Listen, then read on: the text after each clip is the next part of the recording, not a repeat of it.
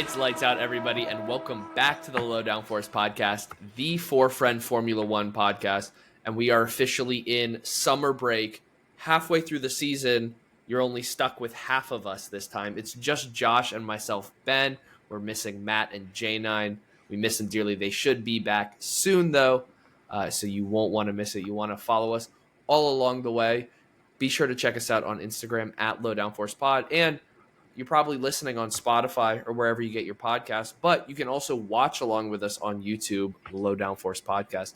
Be sure to check us out there, and you got to get it in quick because we're going to be off for a couple of weeks with this summer break. But before we fully go on that vacation, we have, of course, the Hungarian Grand Prix to recap. How did we feel? We're going to jump right into it. I'm a McLaren fan. You're a Ferrari fan, so I can take some guesses, but I'm not going to jump the gun just yet. I'm kind of like, this race was kind of boring, but like there was a little bit of excitement with the. I guess you're gonna have. There's more excitement for you as a McLaren fan than there is for me, or just a neutral. I'm gonna give it like a 6 out of 10. I guess we'll give it a little above average, but. Ferrari just not doing great. It definitely hurts that score a little bit. I was hoping Oscar ran into Lando in the last lap. I'm sure you did. I also went 6 out of 10, though, so great minds think alike. Because, like, if 5's neutral, like you said, nothing really happened in terms of, like, overtakes. Like, Oscar got close at the end there. Obviously, Charles falling off kind of ruined some of the battles there. We'll talk about that in a second. But if 5 is neutral, I thought it was a little more entertaining than that. There's certainly that's exactly what I thought. Off the track as well, too. I think that, at least in my opinion, there's a lot of important things that came out of this race that set us up, I think, for the back half of the season. So the race itself is one thing, but kind of the things I took away from it, maybe in another ranking would elevate it a little bit more. But before we break into all of those opinions, of course, just a quick race recap of how it all went down. Yeah, Lando won the race, and since McLaren gets 1-2s in every race, Oscar followed behind him. A little controversy about how that happened, but I'm sure we will talk about that plenty. George Russell third because Charles Leclerc fell off the face of the earth, and he finished fourth. Fernando Alonso fifth, Gabriel Bortoleto sixth, Stroll seventh, Lawson eighth, ahead of Max Verstappen in ninth, and Kimi Antonelli got the last point. Leclerc and Pierre Gasly both got penalties, and so did Nico Hülkenberg. You're right. Leclerc got one penalty point for him moving under braking in his battle with George Russell. That was pretty egregious. The second one, bad, yeah. And then but he was having a meltdown, so can you forgive the guy? Yeah, you can.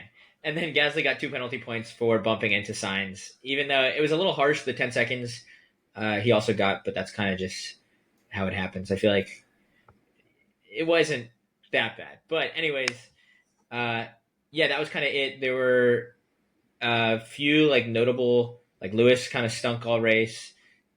Max obviously down in ninth, I feel like was a big surprise. Speaking of penalties, I don't know if you noticed, but Max ran Lewis off the track, and that was under investigation. It wound up the stewards deemed nothing. But I thought the thing that was really interesting, Lewis was pretty brutal on himself this week. It was his worst performance at the Hungaroring. Obviously, summer vacation, the drivers need it more than anybody else. In the stewards' document, when they summoned Max and Lewis just waived his right to the meeting. He just didn't show up. He was like, I'm out of here. I don't care. Yeah, he didn't even care to fight. I think Lewis had a long weekend, and he was not vibing at the end of the race. Not vibing at all. And then Ollie Behrman, the only DNF, which sucks for us because we both picked him P10 in our predictions. But you mentioned he picked up damage, right? And then had to retire. Well, I don't remember there actually being damage, but he did come on the radio and was like, this is undrivable now. And he was running pretty well. He was the lead Haas kind of up until that point before he started falling off. But you mentioned a little bit of controversy with McLaren at the front, so we might as well get right into it. So first off, neither of them on pole. Charles Leclerc, you were probably grinning on Saturday. Especially, everyone says this track is Monaco without walls, and I was like, oh, Monaco, pole position, win, easy. You can't pass. but I mean, not that easy. Charles was doing great in the first two stints. The last one, not great, but it seems like the car had some plank wear problems. They had to increase tire pressure, and it just completely ruined his day. And it was awful. But he was doing great for the first two stints, out ahead of both McLarens. Yeah, so Lando actually has the bad start. He gets good reaction times, but kind of gets not on the line he wants to be. So McLaren start 2 and 3, but by the end of the first lap, Oscar hangs on to P2. Lando's all the way down in P5, but that might have actually been him bottling the start, might have been his saving grace there, because while Charles and Oscar and George Russell, who wound up taking third, they're all on the 2-stop strategy. Every team's calculations pretty much show. So is Lando at that point. Right. And then once Oscar pitted, because he was stuck behind Fernando Alonso for a couple laps, eventually gets past him, and then remains stuck behind George Russell through the rest of his first stint. Once Oscar pit, McLaren on Lando's side of the garage is thinking that the only way he can clear George Russell, not even win the race, they're not even thinking about winning it, is to try a risky one stop. And it's risky enough that Andrea Stella, team principal of McLaren, even after the race said, even after we decided to do the one stop, we weren't sure if it was going to work.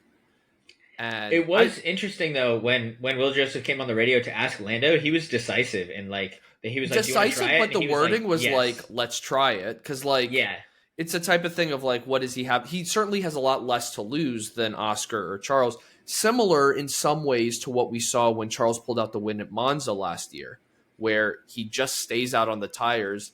McLaren dive into the pits too early, and that alternate strategy winds up working. So Lando winds up going for the one stop, pulls 39 laps on the hard tires, does a great job tire management, and Oscar Piastri closes him down big time, gets all the way up into DRS with about 5 laps to go, tries a couple dive bomb moves. One, as you mentioned, quite a lockup that nearly took them out, similar to Austria. But Lando would have been awesome. Would have been absolutely electric, by the way. I'm sure you would have been thrilled. Charles still wouldn't have gotten the win, don't worry. Hey, it would be a podium, though. True. We need those. But Lando winds up holding on. He wins McLaren's 200th ever Formula One win. They're the second team behind yours truly, Ferrari, to cross that threshold. And you mentioned it's their fourth 1-2 in a row. The only other time McLaren has done this was 1988. We mentioned them in a previous episode. That is, of course, Ayrton Senna and Alain Prost. But not only that, it is also the MP44 McLaren car, which won all but one race that year. It is known as one of the greatest Formula One cars ever made. So even if Lando and Oscar have quite a long way to go to live up to those two legends, it's never bad when you're in those conversations. But you talked about the flip side of it. You talked about Charles falling off. And that's going to go right into my first track take. Okay. And that is that Ferrari has blown their chance to win a race this year.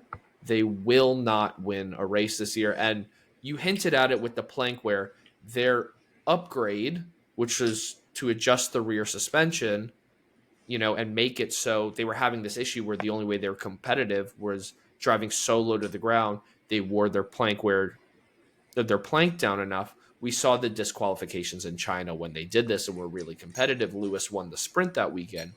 So they're still having this problem, even with this upgrade that was supposed to fix the system, the car, is that they still have the issue of the only way to compete is to run so low. And, Charles is complaining and, being kind of cryptic in his radio messaging, but it's very clear. A couple analysts have said this, and George noticed it the way his engine was not running as high at the end of straights where you'd have the most plank wear, is that clearly they had to adjust their car in the back half of the race to avoid becoming illegal at the end.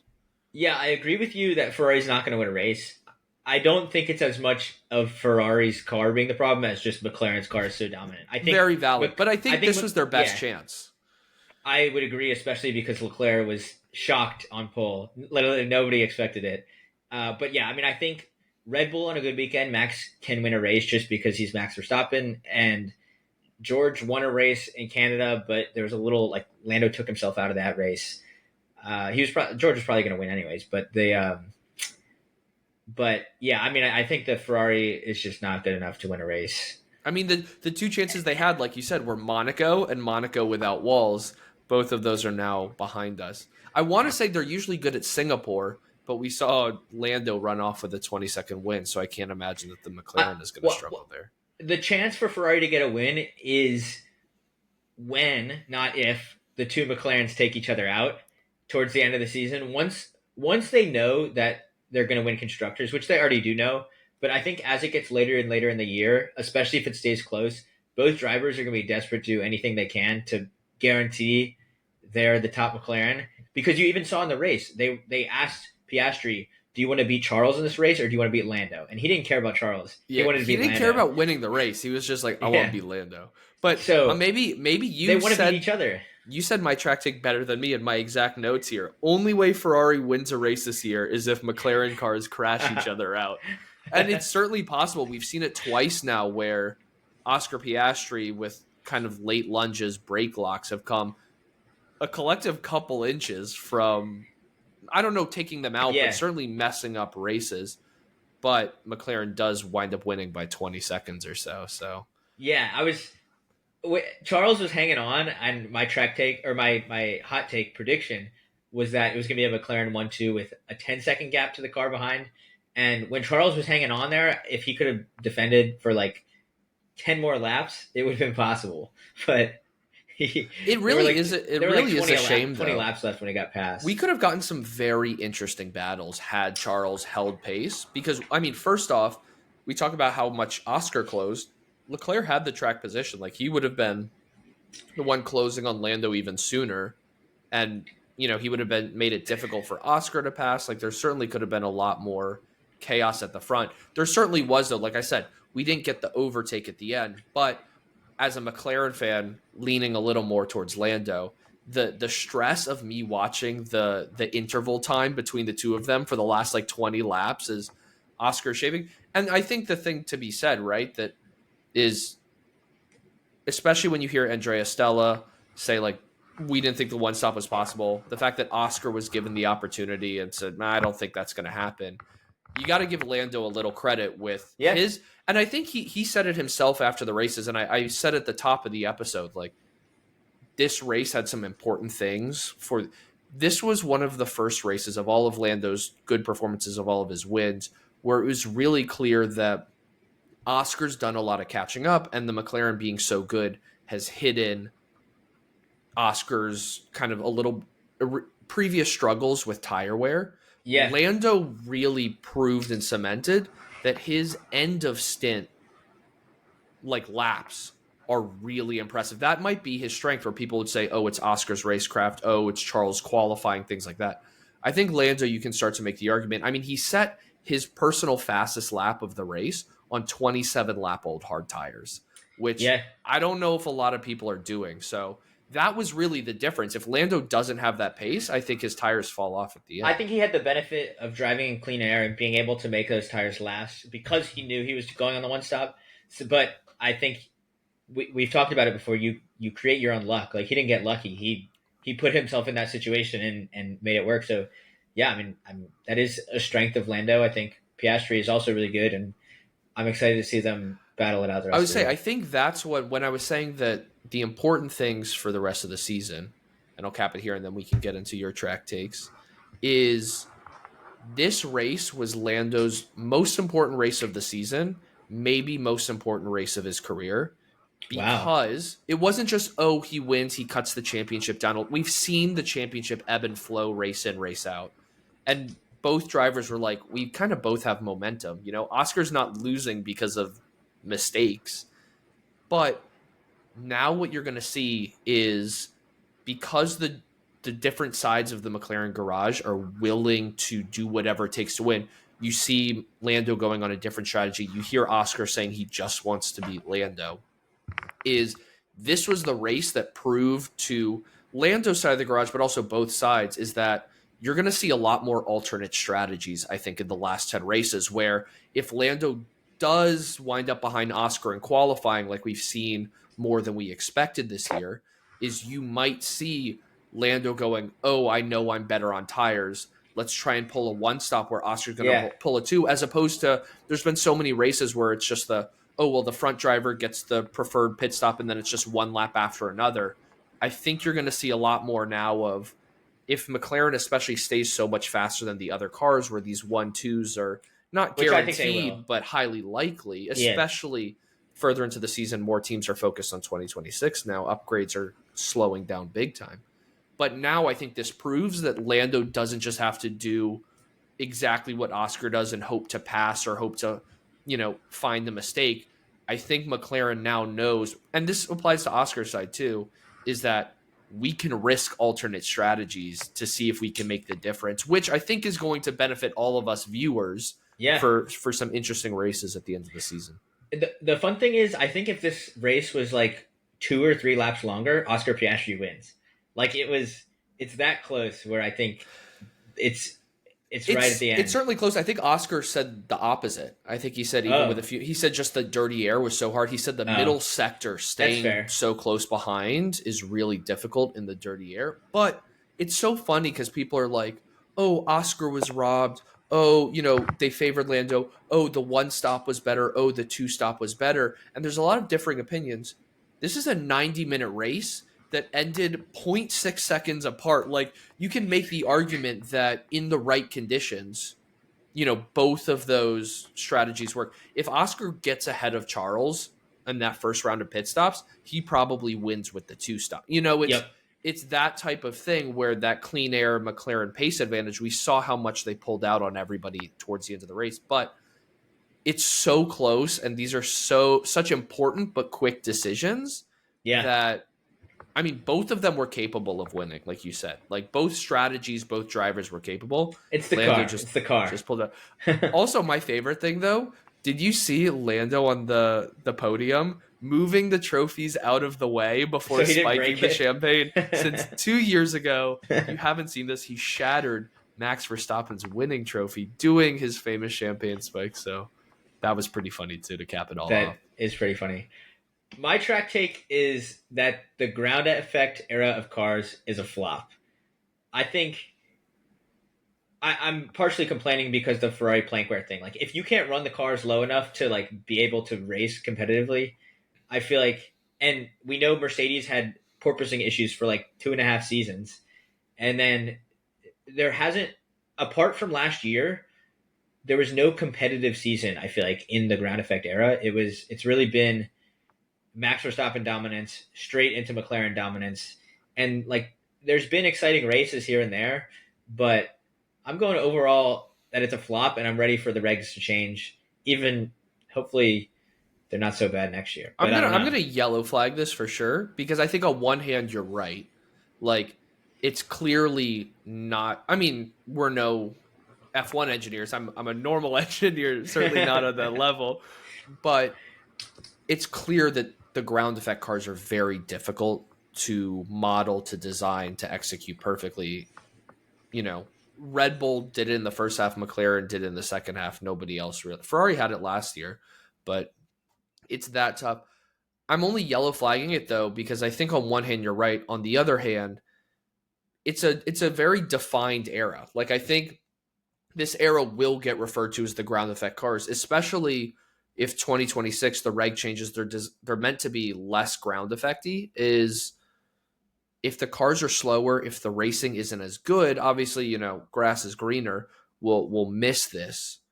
But I can't say it's a total flop, because we're seeing, and not just McLaren's, we're seeing some of the fastest laps in the history of the sport. We saw Lando break the 70-second barrier in Monaco. We saw Oscar Piastri break the W11, one of the fastest Formula One cars of all time, broke the Spa lap record by 3/4 of a second. Like, and I think more than half of the races so far this year, we've actually seen, in qualifying, track times fall. Not so much in the race, but certainly in qualifying. So there's certainly performance there. There's certainly excitement there. I think it depends on what's around it. On-track racing isn't as exciting. I think you're spot on. But if 2026, if the new regs suck, then maybe we're gonna miss it. That's true. Yeah, I do Hopefully think not. I do think part of the thing that could be interesting this year. It seems like everyone apart from McLaren, even partially considering McLaren, is unhappy right now, especially at the top. Like George Russell is just complaining because he likes to complain, but Lewis Hamilton is like down in the dumps. Charles is going through the shit right now. Max is complaining about his car, and I'm curious next year if it's kind of going to be like a we don't really know what level anybody's at, so it's fine if we're all shit together, or it's going to be like a wow, these cars might suck, but maybe they're good. Like, I think it'll be interesting to see if everyone is as unhappy as they are right now. I think there's two possible outcomes. Either somebody like Mercedes is just so much better in their engine development and they run away with it, or if they don't run away with it, then we might have a really exciting season where a lot of drivers prove themselves. We kind of, it's not a level playing field in the sense of like, it's not a spec series. They don't all have the exact same car, but it is very interesting. There's so much unknown that it's going to be very interesting. But kind of to your point, talking about Ferrari struggling kind of in this era, I mean, they did well last year and then obviously did a huge kind of suspension change that was intended for next year, like to understand for next year, and it clearly hasn't worked. So who knows, maybe if McLaren was going to be this good anyway, maybe it's good that they figure out all these growing pains now. But I was listening to some of the Formula One analysts, and they brought up a good point, especially with Lewis having such a rough weekend, and he's really struggled more in the Ferrari than we've expected, and struggled to at Mercedes is similar to Daniel Ricciardo, who had 8 wins to his name, great driver, but just could not figure out these ground effect era cars. Is maybe it just is one of those things where this ground effect just removes some of the unique driving styles that you can't argue against. Lewis is the most wins of all time. Daniel Ricciardo, also a multi-time Grand Prix winner, but maybe their styles just aren't able to flourish. So it could be a renaissance. As downbeat as Lewis is, maybe he knows 2026 should be better for his style, and that's what he's hanging out for. I've got one more track take, though, before we keep going. A little bonus. It's just the two of us, so I figured we'd have the time. Yeah.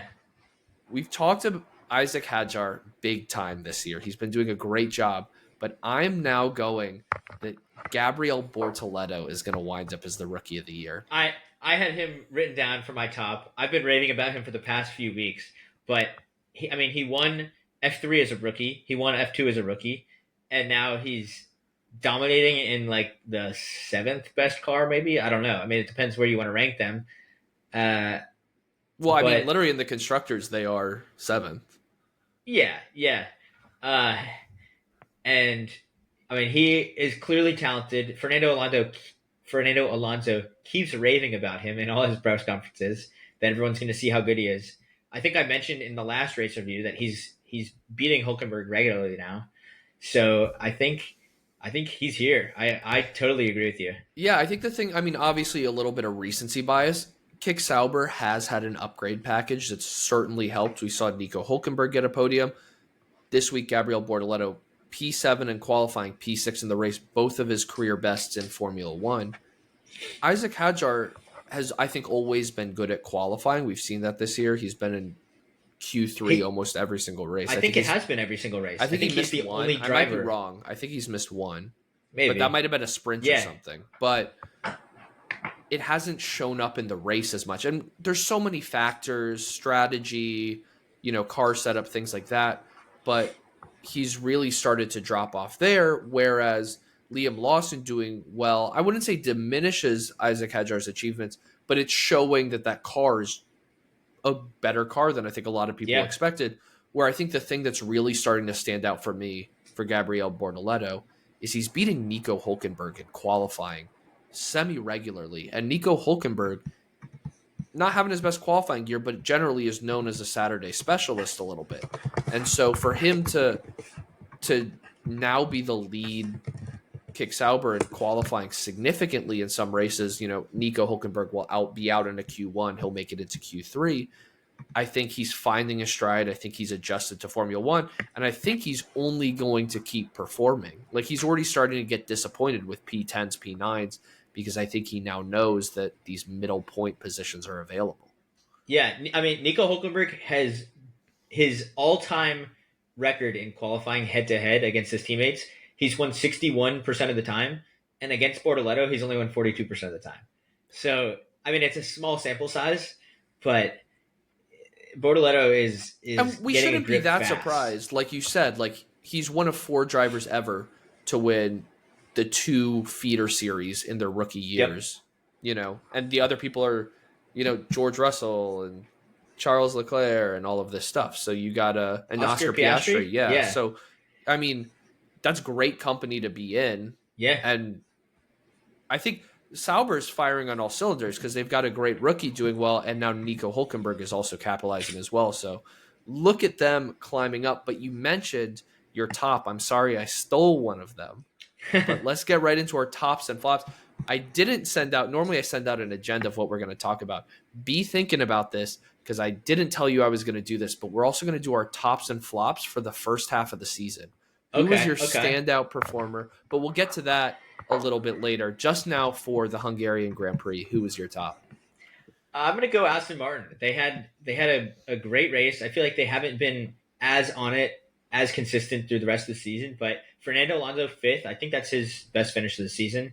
And Lance Stroll 7th. I mean, it's Aston's best race of the season by far. And I think Lance was saying in his post-race interview, like, they wish they were more consistent. They're moving in the right direction. But this was a really good result for them. And Fernando Alonso is young and spry as always. Young and spry, but he missed FP1 because of an alleged muscular injury in his back. So even if that's load management, misses a practice session, still comes out. Like you mentioned, this is their best team results since Brazil 2023. So over a season and a half. Yeah. There are a lot of online jokes that they finally let Adrian Newey work on this year's car because they were struggling so much. But certainly quite a performance. I had them on my list as well. But I got to give the shout out to pit crews. Because they balled out. For context. Except for Colapintos, but we'll get to that. I got him. But later. Generally, it wasn't. I mean, McLaren were the ones who really shone here, but it was not exclusive to just them. So, for a little context, in the history of Formula One, there have been, prior to this weekend, 36 pit stops below the 2-second mark. That's kind of below 2.5 is a good pit stop. Below like 2.3 is a great pit stop. And then below 2 is legendary. Again, this thing has happened only 36 times in 75 seasons. We had 3 more of them this weekend. So not only did McLaren not buy into that, we're not favoring any drivers. So we're going to give both of them 1.94 second pit stops. So even is even. And then Red Bull also manages a 1.97 second pit stop for Yuki Tsunoda. Those are the 3 fastest pit stops of this season. Ferrari previously held the record doing exactly 2 seconds flat twice.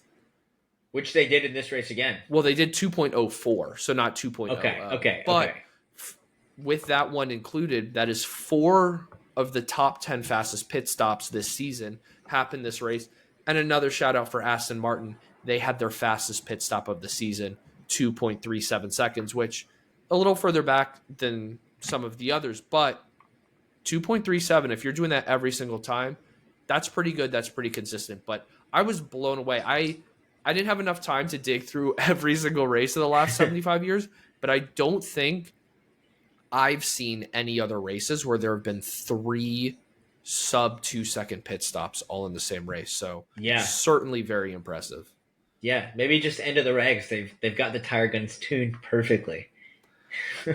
I guess so. That's pretty nut. Like I'm a McLaren fan, but 1.94 not once but twice. Like you can't argue like, oh, so and so got screwed out of the pit stop. They're like, no, same pit stops, but it's also going to be some of the best pit stops ever. Ferrari has been pretty consistently like one of the fastest pit stop teams all year, and like I just expect Ferrari to have good pit stops now. Meanwhile, like other teams, I feel like it's sometimes you'll end up with like the low 2 seconds, but occasionally you'll be like 3.5 or 4 seconds, and it's just inconsistent. The way these teams are putting in consistently fast pit stops is mind blowing. It's super impressive. But it's also, I think in the context of this race, most of them pretty high pressure pit stops. Like I think back, the one to me that really like stands out was McLaren doing like a 2.1 or something in the final race of last year, helped Lando stay ahead, win the constructors, all of Yep. that. But Ferrari's doing a 2.04 second pit stop with Charles Leclerc, trying to hold on to the lead, responding from Oscar trying to undercut him. So a very important pit stop. And then Oscar trying to catch Lando at the end, a 1.94. You're not going to get a faster pit stop than that to give you the best chance. Because the thing is, he gets in with, 5 laps left, doesn't really have time, to actually pull off an overtake, but he's in DRS. If McLaren gives him like a 2.4 second pit stop, that's great. That's still a very good pit stop, but you're not catching up to DRS for another lap, maybe 2, depending on how the cookie crumbles. So high leverage pit stops, super fast, super well-oiled machines. It's part of why we love Formula One. It takes literally hundreds, if not thousands of people to execute perfect race weekends, perfect races, perfect pit stops, all of the like. But not everybody was perfect this weekend. And that brings us to our flops. Josh, you seem ready to go, so lay it on me. I'm going to flop Alpine. They were the last 2 finishers in 18th and 19th with Colapinto and Gasly. You mentioned Colapinto in pit stops since we were talking about pit stops so much. He had the 2 slowest pit stops of the race. He had an 11.01 second pit stop and a 7.23 second pit stop. Hulkenberg had a 9-second stop, but he had a 5-second penalty built in there, so it wasn't really a 9-second stop. It was like a 4.6-second stop. So, Alpine down in the dumps. They're last place. Their car is just not competitive. I hope they're focusing on next year because I think Matt, his hot take was that Colapinto was going to score multiple points. And I was like, I'm not sure they're going to score any more points this season. And I'm feeling better about my side of that coin than Matt's. Yeah. Well, Colapinto at least beat Gasly. Gasly's been pretty solid like all year relative to the car. Colapinto has not been, especially where he was last year at Williams in his short stint there. So it's good for him that he finished ahead of Gasly, but he didn't really do much. Unfortunately, technically, not that this was any real note, but Jack Doohan, Franco Colapinto, and Ollie Behrman all got statistically eliminated from winning the Drivers' Championship this year. So I know that matters so much. They were really in it. But I thought Jack Doohan was gonna come. He might. You still think Jack Doohan might come back before the end of the year? So are they statistically eliminated? Well, I guess they would be. Yeah, I was gonna say if Lando and Oscar stopped racing the rest of the year. Yeah, but no, they are. There are not enough numbers that they can come up with. Maybe they have to reinstate the fastest lap point, but make it like 10 points and just have them sling it. My flop, as much as I want to flop Ferrari, we've talked about it. I'm gonna flop Red Bull. Because, and I know there's still some changeover. Obviously, Laurent Mekies is his second race weekend. That whole team must be so ready for the summer break because for as much as McLaren in a couple seasons has gone from really kind of competing in the midfield to one of the most dominant seasons ever, Red Bull has done the exact opposite. Max qualifies in P8, his worst qualifying of the year. Finishes in P9, which I feel like is even more rare of seeing Max move backwards. And I know strategy wasn't certainly the kindest to him, but that Red Bull really seemed nowhere. Yuki struggled again, but the nice little salt in the wound to cap it all off is Liam Lawson for VCARB finishes P8. So points-wise, performance-wise, Red Bull got outplayed, outdriven by their sister team. And you can't be happy with that at Red Bull. You certainly can't. Yeah, the crazy thing is Yuki Tsunoda got knocked out in Q1 of qualifying, as he has done most of the races this year, it feels like. But I think he had the closest gap to Max Verstappen in Q1 of any gap he's had to Max this year. And that's just how bad the car is in general. Max made it through. He ended up starting 8th, but really, really struggled in a way that even Max has some bad practice sessions or bad qualifyings and can pull it out. Him moving backwards. I mean, you can make similar arguments. Lewis really, made up no positions during the race. Another really good driver, really struggling. But I mean, I guess the other thing, the flip side of that coin you mentioned, because Yuki dropping out but being so close to Max, is we had statistically the closest Q3 in history. All 10 drivers were separated by like 0.54 seconds. I mean, the margins are so fine. I think Yuki got knocked out by like 5 thousandths or something. Like something very, very marginal. But I mean, the mood, the energy changes so much because you go, I don't know, 6 thousandths of a second faster. Maybe you put a better lap together. That could be the difference of starting in P16 or starting in, P8. And that changes everything, especially around a place like the Hungaroring where Fernando Alonso at one point had a 14 car train that he was, he was the conductor of. So it's just the way it happens. But I did tease it a little bit earlier. We are at summer break. Technically, we're 2 races past the halfway point. We're through 14. We only have 10 to go. But this is kind of regarded as halftime. The summer break is the one divide in the season where you can say first half, second half. So with that, who is your top performer, driver, team standout of the first half of 2025? So, of course, McLaren, but I'm not going to do them because we talk about McLaren too much and everybody knows how good they are. We just ragged on them. They've had a terrible season. But I'm going to say Alpine for the sole fact of them having the most points scored of a last place team in F1 history. I guess I'll say the back markers in general are my standout because they're the best back markers we've had in F1 history. So I was going to say my top also dealing with the back markers. I've got to go with Kick Sauber here. And one, they're finding a lot of form. I don't think they're a back marker. I think they're certainly not. I think that's part of the reason they're my top is they went from being the worst team last year, only scoring in one race, to they scored in the first race this year. I think they had matched passed their points total in 2 or 3 races this year. We've seen Nico Hülkenberg grab a podium, the most elusive podium in the sport up to that point. We see Gabriel Bortoleto coming out firing, like really showing his worth that he's already my candidate for Rookie of the Year, assuming everything continues. But I think that there's a lot, Cadillac is joining next year. Sauber's turning to Audi. Red Bull is switching from Honda to Ford engines. All of that. There's a lot of unknowns, as we mentioned, a lot of turmoil. But there's been a lot of talk of, Sauber's not really good. They're just trying to cling and hang on until Audi comes around. It's going to take Audi time. It might still take Audi time, but I think the Audi project, headed by Matteo Binotto, they should be amped because I think similarly to McLaren winning the Constructors last year, and some of the messaging from Andrea Stella, from Zach Brown, was we expected our best upgrades to come in 2025, and we got to the top of the table earlier. I think Kick Sauber is on a similar trajectory now under team principal Jonathan Wheatley, who came from Red Bull and is clearly making a difference.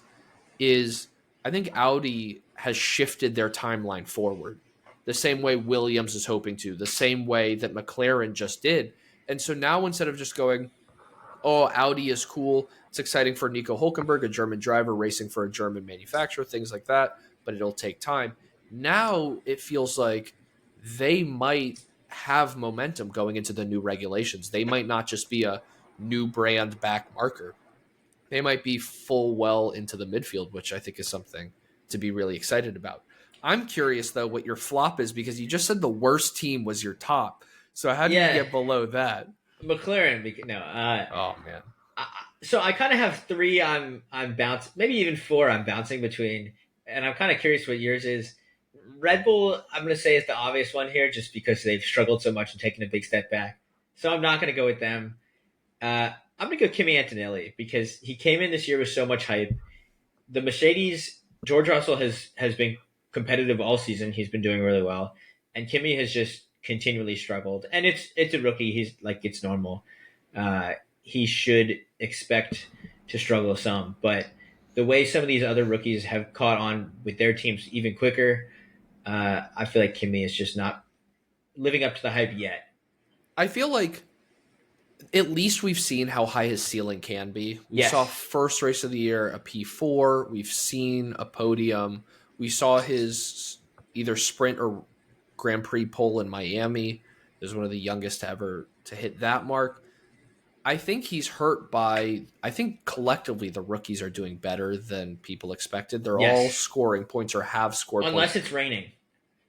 Yeah, They're unless it's terrible in the raining. rain. But I think everybody was expecting Kimi was just going to run away, be far the best rookie. And I think, as we talked about, some of the midfield teams being good enough to grab consistent points, some of the other rookies are given their chance to shine. I got to go with kind of the driver changes and adjusting to new teams, specifically I Carlos was thinking these Sainz two. and Lewis Hamilton. Lewis. I don't fall. I'm not like, oh, it's impossible to be like, oh, Lewis is washed now. It's just not possible. It's not like it falls off. Carlos Sainz too. It gets posted, I think, every week. Carlos Sainz still the most recent Ferrari race winner. He did so in Mexico. But these are proven winners. And then, one of them being the greatest of all time. But it's the type of thing where Formula One, everything about the sport is so fast paced that you don't get time to adjust. You don't get time to break in a new car, a new system, a new team, anything like that. And so even if, somebody like James Valls is like, I don't care about 2025, the drivers are hard on themselves. We've seen it with some of Carlos's messaging. We've definitely seen it, especially this weekend with Lewis's messaging, is they expect such a high level and they're so used. They know what winning tastes like. They know what, Lewis knows what winning championships taste like. So to struggle at all, let alone not even be the best driver on your team, is definitely now a mental battle as much as it is a physical battle. And so I'm not worried about them. I think long term, I think especially intra-team being with the new regulations, even if Oscar wins the World Drivers' Championship, the cars are changing so much, maybe Lando gets a better feel for it next year. Same thing. I'm not sure Lewis is going to be better than Leclerc in a Ferrari, but you could definitely see a Carlos Sainz up at that level with Alex Albon. And so I'm not going to say they're washed, it's over, but this season has certainly been a disappointment for both of them. Yeah, I think both going forward will be limited by their cars. I don't think Williams is going to do much more with the car this year, if at all. And I think if the car's good next year, Carlos Sainz will be great. I think similar to Ferrari. Ferrari car's not going to get much better this year. If it's great next year, Lewis will also be great. Maybe he can be. I mean, I'm sure he could beat Leclerc, especially with such a big change to the regulations. Like we said about Kimi Antonelli, we've seen glimpses. We've seen a weekend here or there that proves, when things are working, they've still got it. I just don't know if this year, certainly not in the first half, I don't, like you said, I don't know if the second half is going to be their time to shine. But we still also have half a season of the Predictors Championship. You've been the one shining so far, so you got to be the top. I've been the flop so far. Did the Hungarian Grand Prix help me out at all? No. I don't think so. No, you got 0 points. Let's go, baby. I got 0 points. Let's Matt go, got 0 baby. points. J9 got 1 point. Are you serious? 1 point out of all four of us. We came off of one of our best weekends and then had a shambles. Yeah, and the 1 point was Antonelli in P10 because we all had very similar podium predictions and all of them were wrong. And we were all wrong about pole because obviously Charles was a huge shock and none of our hot takes were right. So, just a terrible predictions all around. Well, then it seems like we need the summer break as well. Gotta look at some data, gotta get our minds right. Definitely gotta come back with some better and bolder predictions if we want any hope of snatching the World Predictors Championship title. Of course, Josh, you're now playing defensive. You gotta hold on to your lead. But as we mentioned, summer break, there's like 29 days, 28 days until the next race. So it's a little while. We get a little time off. We're only in our second season. We're still learning. We're still growing. So we're going to try and come back better than ever. See if we can take this podcast up even a level further for you all to enjoy. Thank you so much for sticking with us through the first half of the season. We hope you join us all the way through the rest of this season and beyond. We will obviously be back before the Dutch Grand Prix. That is the first race after the summer break. But until then, everybody, stay speedy. Goodbye.